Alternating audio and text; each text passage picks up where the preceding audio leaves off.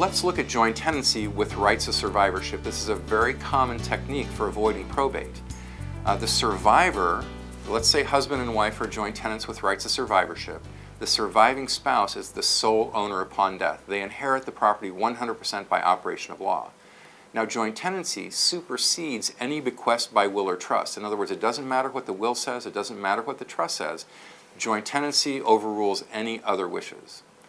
Now, something that we call the lottery effect can happen all too often when relying on joint tenancy to transfer property from one person to another. Let's say that we have husband and wife, and they are the Brady Bunch. They have children and assets from previous marriages, but they own a property, they own a house together as joint tenants with rights of survivorship. One spouse passes away, the surviving spouse inherits the house 100% by operation of law, which means that the first spouse to die, their ownership interest in the property has now gone away. It's gone to the survivor at the expense potentially of his or her children. So joint tenancy can be a problem in that respect. We call it the lottery effect. In other words, the first one who dies loses.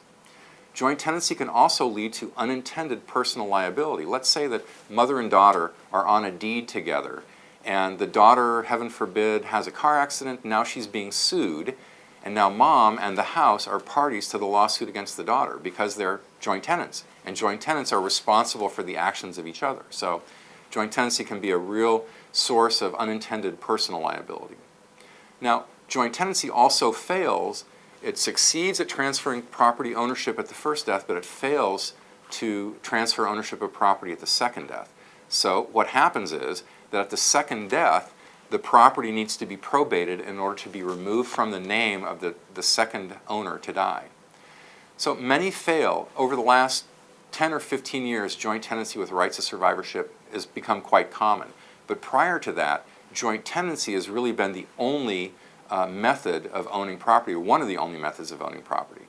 So what happens without specifying with rights of survivorship, saying simply joint tenancy, the property must be probated at the second death. In fact, the property must be probated at the first death because the first joint tenant dies owning that first half of the property and cannot rely on with rights of survivorship to get it over to the surviving joint tenant.